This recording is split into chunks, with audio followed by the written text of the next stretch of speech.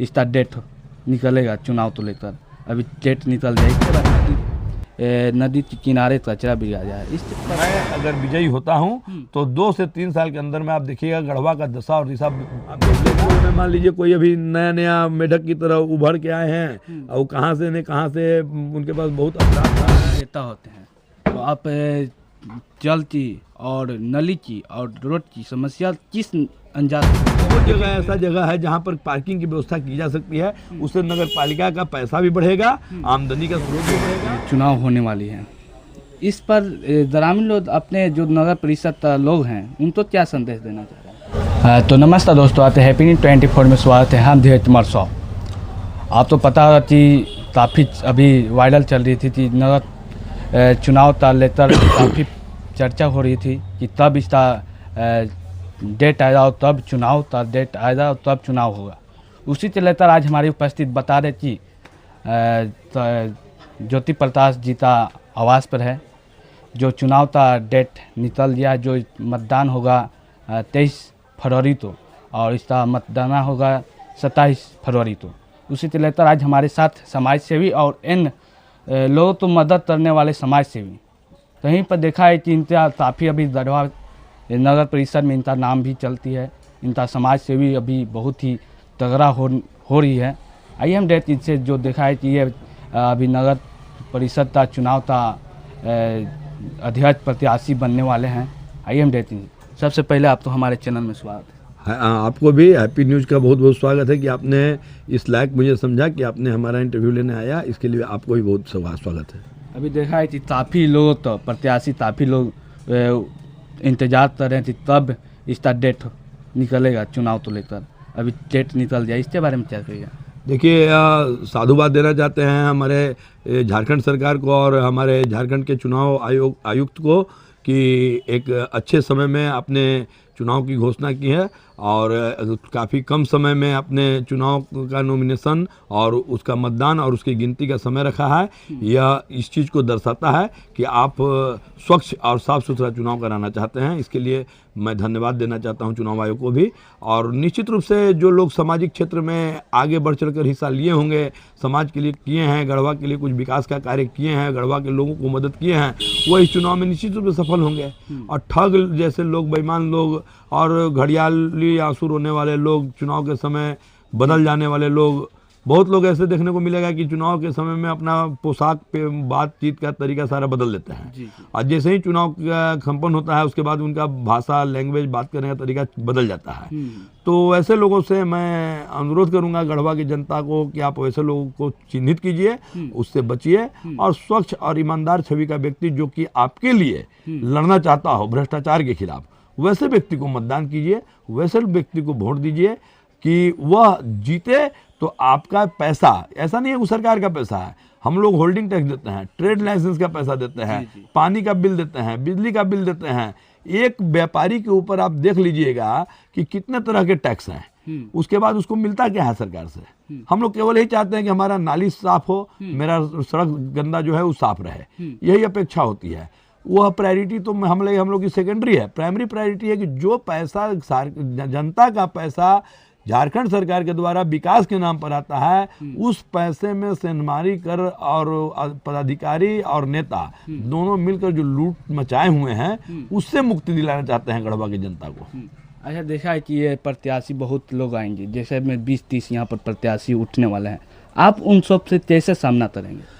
देखिए, प्रत्याशियों की संख्या हमको नहीं लगता है 20-30 होगी, हमको लगता है 10 से 15 प्रत्याशी ही मजबूती से होंगे। और अंत समय तक आप देखते होंगे किसी भी चुनाव में प्रत्याशी बहुत ज़्यादा होते हैं, लेकिन अंतिम समय पर 2 या 3 व्यक्तियों के बीच लड़ाई होती है।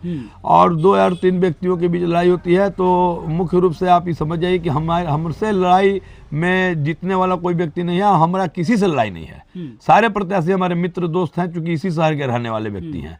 हमारी किसी से लड़ाई नहीं है और जनता यह तय करती है कि आखिरकार उम्मीदवार का विजयी उम्मीदवार कौन है। और मुझे आशा ही नहीं, पूर्ण विश्वास है अपनी जनता जनार्दन पर कि वो हमको चुनाव से पहले ही विजयी घोषित कर चुकी है और आने वाले चुनाव में हमें निश्चित रूप से सफलता मिलेगी। ऐसा देखा है कि अभी गढ़वा में नली और पानी और कचरा काफ़ी यहाँ पर मुश्किल, लोग तो आने जाने में जो आते हैं ग्रामीण क्षेत्र से और जो अभी दरवा शहर में रहते हैं उन तो यहाँ पर जो देखा है नदी के किनारे कचरा बिगाड़ जाए, इस पर क्या कहिएगा? देखिए, जो गांव देहात से शहर से जो महिलाएं आती हैं, सबसे पहले तो उन लोगों के लिए शौचालय की कोई व्यवस्था नहीं है। जी। और वो लोग भटकते हैं। हम लोग के घर में कभी आते हैं कि हम थोड़ा टॉयलेट जाना चाहते हैं तो हम लोग उनको इजाज़त दे देते हैं। जी।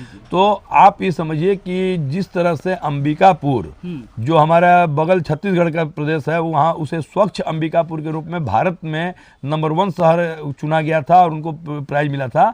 मैं अगर विजयी होता हूँ तो 2 से 3 साल के अंदर में आप देखिएगा गढ़वा का दशा और दिशा बदलेगा। ये जो कचरा फेंका जा रहा है, कचरा भी हटेगा और एक मेरिन ड्राइव टाइप से खूबसूरत गढ़वा का आपको देखने को मिलेगा। अच्छा, देखा है कि अभी काफ़ी चर्चित जो प्रत्याशी लोग हैं अपनी समाज सेवा में लगे हैं, आप अभी क्या प्लान है अभी? देखिए, समाज सेवा आप कभी भी रात दिन कहीं भी कर सकते हैं। 24 घंटा आप समाज सेवा करें। समाज सेवा में आप क्या कर सकते हैं? किसी को भोजन दीजिएगा तो 1 टाइम का दीजिएगा। तो आप व्यक्ति को उत्थान करने का सोचिए, शिक्षा देने का सोचिए। अभी मैंने एक स्कूल खोला है, विजय लक्ष्मी एकेडमी। उसमें गरीब के बच्चों को नॉमिनेशन भी मुफ्त और शिक्षा भी मुफ्त की व्यवस्था कर रखे हैं।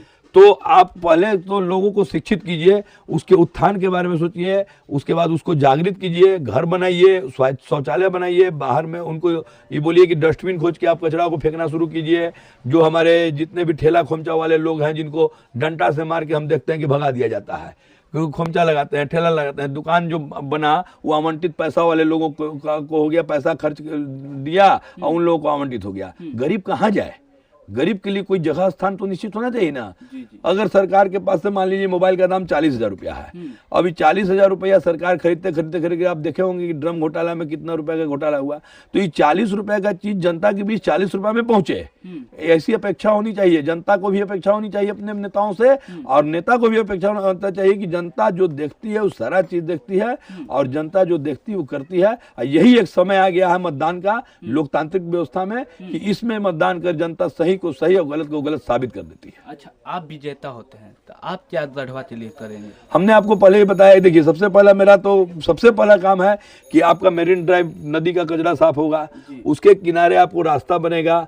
अगर दुकान बनाना होगा, नदी के किनारे आप दुकान बनाइए, घाट बनाइए, इससे नदी का इंक्रोचमेंट भी रुकेगा। 2 दानों नदी है, सरस्वती नदी है, बहुत ज्यादा तो है नहीं। उसके बाद आप कहीं भी जाइए, आप लातेहार से रांची से आइएगा, लातेहार जगमगाता दिखता है, मझियाओं जगमगाता दिखता है। यहाँ लाइटिंग की व्यवस्था नहीं है। आप एक ठो पोल में मान लीजिए कोई अभी नया मेढक की तरह उभर के आए हैं और कहाँ से उनके पास बहुत अफराध धन है, वो सब जगह लाइट लगाते चल रहे हैं, झाड़ू लगवाते चल रहे हैं। तो अपने पैसा और अपने खर्च के बूते पर आप कहाँ तक काम कर पाइएगा? सरकार जब इतनी बड़ी सरकार है, उसके द्वारा काम करने में इतना एक्सपेंसेस होता है, तो आप व्यक्तिगत तौर पर अपने खर्च से काम कीजिएगा। इसका मतलब कि आप पूंजी लगा रहे हैं और फिर जीतने के बाद उगाही कीजिएगा। तो वैसे लोगों से चिन्हित करके उनको दूर हटाइए जो गढ़वा के बाहर रह के और गढ़वा को ठगने के लिए सिर्फ आए हैं और बहुत तरह की काम को दिखाना चाहते हैं कि हम ही कर रहे हैं, हम वो कर रहे हैं। वैसे लोगों को चिन्हित कीजिए। अब पूर्व के जो हमारे अध्यक्ष थे, उनका 10 साल का आप इतिहास उठा के देखिएगा, वो बोलने की बात नहीं है। हमारे मित्र भी रह चुके हैं, उनके बारे में बताएं कि आपको व्यक्तिगत रूप से और सार्वजनिक रूप से भी ठगने का काम करते हैं।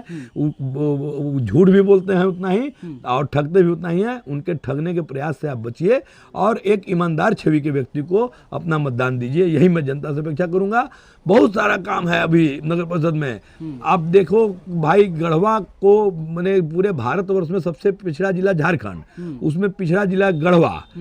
सोचिए कि हम लोग भारतवर्ष के सबसे पिछड़ा जिला में रहते हैं। तो काम करने वाला के लिए उमंग चाहिए, काम करने के लिए लोगों को सोच चाहिए, और सोच जब जागृत हो जाएगी तो गढ़वा बहुत स्वच्छ गढ़वा, सुंदर गढ़वा और स्मार्ट गढ़वा बनेगा। स्मार्ट सिटी के रूप में इसको मैं डेवलप करूंगा। अच्छा, आप विजेता होते हैं तो आप जल की और नली की और रोड की समस्या किस अंदाज से देखिए, ड्रेनेज और सीवरेज का एक रूल्स आया हुआ है। आप बड़े बड़े शहरों में देखते होंगे, बड़े बड़े ड्रेनेज बनते हैं जो कि नदी में नहीं गिरता है। नदी किनारे भी आप ड्रेनेज बना के नदी के बाहर ले जाके उसको आप गिराते हैं, तो आपके शहर का पानी स्वच्छ रहता है, जिससे कि जल स्तर ऊंचा होता है। ठीक है, तो ड्रेनेज सीवरेज का भी नियम होता है।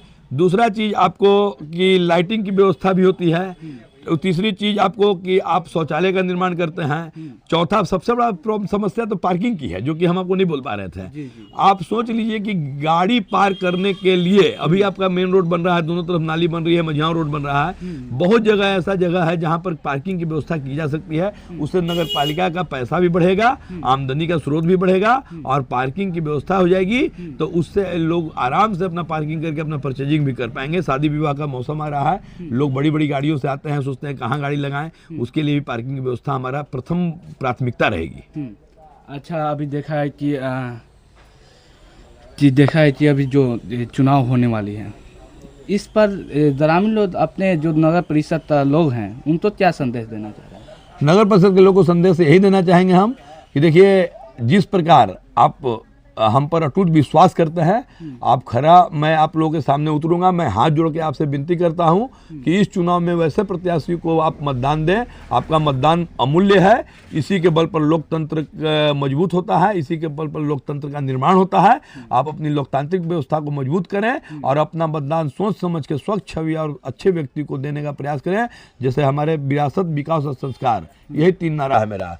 अब वक्त हो चुका, अब वक्त नहीं है रोने का, वक्त है वोट देने का। उस समय क्यों नहीं रोए थे जब वोट देकर सोए थे? अब जो किए थे सो भरो। उस समय तो कहते थे वोट दो वोट दो वोट दो। यही मैं संदेश देना चाहता हूं कि वैसे व्यक्तियों को वोट मत दीजिए जो घूम घूम के वोट मांगा फिरते थे, अब बाद में वो सांड की तरह आके आपको दहाड़ना चाहते हैं। हम लोग देखिए व्यापारी है, हम लोग लिखते हैं ना कि अपने में कि उधार देते समय लोग गाय बन जाते हैं खरीदते समय, और जब उनसे मांगने जाइए तो शेर बन जाते हैं। ऐसा आपने फोटो देखा होगा। तो उसी तरह से आप राजनीतिक क्षेत्र में भी देखिएगा ना कि वोट लेते समय तो वो एकदम गाय बन जाएंगे, एकदम पालतू गाय बन जाएंगे, आपके पास आएंगे, आपको बहलाएंगे फुसलाएंगे, पैसा भी खर्च करेंगे। लेकिन जैसे ही वोट जीतने के बाद वो विजय घोषित होकर सीट पर बैठता है, आप जाइए बात करना, उस शेर की तरह दहाड़ना शुरू कर देते हैं, समझे। और दूसरी चीज की अफसर जो है, अफसरशाही, आप सोच लो कार्यपालिका, न्यायपालिका और विधायिका 3 चीज है। तो आप विधायिका से चुने हुए कैंडिडेट हो, आप अफसरों का गुलाम क्यों बनते हो?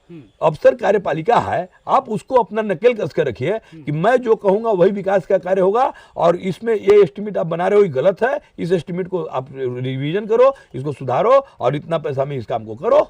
तो अफसर को भी नकल कसाएगा। अगर दोनों में जो गलती करेंगे उसके लिए न्यायपालिका बनी हुई है। आप पत्रकारिता चौथा स्तंभ है, आप लोगों को दिखाइए, बताइए इस चीज को कि पत्रकारिता मेरी चौथी स्तंभ है, न्यायपालिका उसका जजमेंट फैसला करेगी, दंड देगी। यही तो हमारा संविधान है, 4 स्तंभों पर खड़ा हुआ हमारा संविधान है। उन लोगों को तो पैसा मिलता है, लेकिन आपको तो पैसा भी नहीं मिलता है। पत्रकारिता घर घर घूमते हैं, लोगों को जागरूक करते हैं, लोगों को बोलते हैं, आप उसमें क्या कमाते होंगे? जीविकोपार्जन करना आज के समय में तो पत्रकारों की स्थिति ऐसी हो चुकी है कि जीविकोपार्जन चलाना मुश्किल हो गया है। कुछ दिन पहले आप देखोगे एक पत्रकार को घुमा घुमा के दौड़ा के मारा गया, बेचारा रोते रोते कहाँ कहाँ बिखलाया, कहाँ कहाँ दौड़ा। फिर से पुनः आकर कल उनका दिन देख रहे थे, फिर से पुनः आके वो अपना पत्रकारिता शुरू करा। लोग अगर सही चीज को सही और गलत को गलत दिखाने का ताकत रख रहे हैं, कर रहे हैं, तो उसको जनता को भी साथ देना चाहिए और उन राजनेताओं को भी साथ देना चाहिए जो इस मैदान में आ रहे हैं। तो चलिए, इधर हमारे साथ दरभा नगर परिषद का प्रत्याशी ज्योति प्रकाश जी जुड़े थे। तो चलिए मिलते हैं अगले वीडियो में, धन्यवाद।